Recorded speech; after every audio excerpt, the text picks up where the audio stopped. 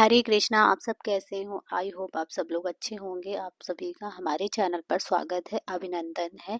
सत्यनारायण व्रत कथा पाठ करने से व्यक्ति को 1000 यज्ञ करने के बराबर पुण्य फल की प्राप्ति होती है। सत्यनारायण भगवान व्रत कथा में भगवान विष्णु के सत्य स्वरूपा के बारे में बताया गया है। इस व्रत का पाठ करने से घर में सुख समृद्धि का वास होता है और भगवान विष्णु की कृपा प्राप्त होती है।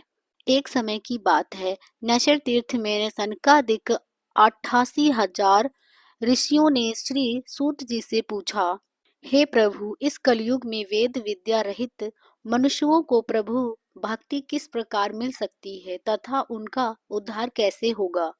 हे मुनि श्रेष्ठ, कोई ऐसा तप बताइए जिससे थोड़े समय में ही पुण्य मिले और मन वांछित फल भी मिल जाए। इस प्रकार की कथा सुनने की हम इच्छा रखते हैं।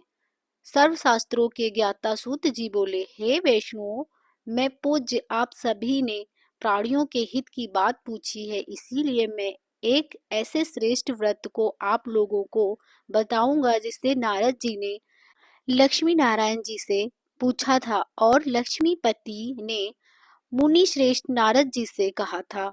आप सब इसे ध्यान से सुनिए। एक समय की बात है, योगी राज नारद जी दूसरों के हित की इच्छा के लिए अनेकों लोकों में घूमते हुए मृत्यु लोक में आ पहुंचे। यहाँ उन्होंने अनेक योनियों में जन्मे प्राय सभी प्राणियों को अपने कर्मों द्वारा अनेकों दुखों से पीड़ित देखा। उनका दुख देखकर नारद जी सोचने लगे कि कैसे यत्न किया जाए जिसके करने से निश्चित रूप से मानव के दुखों का अंत हो जाए। इसी विचार पर मनन करते हुए वह विष्णु लोक में पहुंच गए। वहां देवों के देव इष्ट भगवान नारायण की स्तुति करने लगे, जिनके हाथों में शंख चक्र गदा और पद्म थे, गले में वरमाला पहने हुए थे। स्तुति करते हुए नारद जी बोले, हे भगवान, आप अत्यंत शक्ति से प्रसन्न हैं, मन तथा वाणी भी आपको नहीं पा सकती। आपका आदि मध्य तथा अंत नहीं है। निर्गुण स्वरूपा सृष्टि के कारण भक्तों के दुखों को दूर करने वाले आपको मेरा नमस्कार। नारद जी की स्तुति सुन भगवान विष्णु बोले, हे मुनि श्रेष्ठ, आपके मन में क्या बात है? आप किस काम के लिए पधारे हैं, उसे निसंकोच कहो। इस पर नारद मुनि बोले कि हे भगवान, मृत्यु लोक में अनेक योनियों में जन्मे मनुष्य अपने कर्मों के द्वारा अनेकों दुखों से दुखी हो रहे हैं। हे नाथ, आप मुझ पर दया करते हैं तो बताइए कि वो मनुष्य थोड़े प्रयास से ही अपने दुखों से कैसे छुटकारा पा सकते हैं। श्री हरि बोले, हे नारद, मनुष्यों की भलाई के लिए तुमने बहुत अच्छी बात पूछी है। जिसके करने से मनुष्य मोह से छूट जाता है, वह बात मैं कहता हूँ, उसे सुनो। स्वर्ग लोक व मृत्यु लोक दोनों में एक दुर्लभ उत्तम व्रत है जो पुण्य देने वाला है। आज प्रेम वश होकर मैं उसे तुमसे कहता हूँ।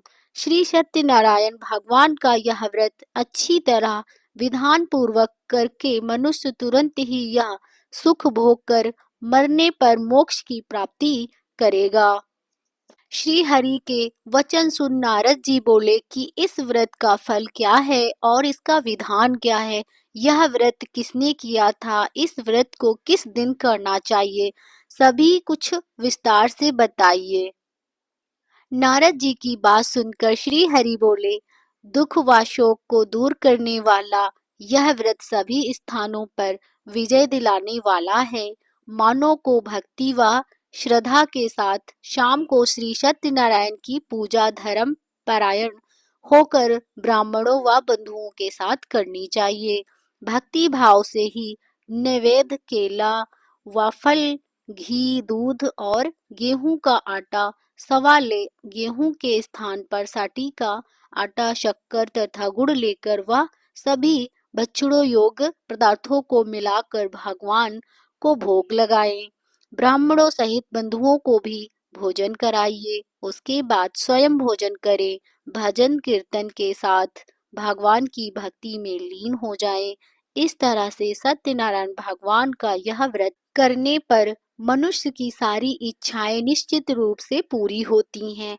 इस कल्कि काल अर्थात कलयुग में मृत्यु लोक में मोक्ष का यही एक सरल उपाय बताया गया है।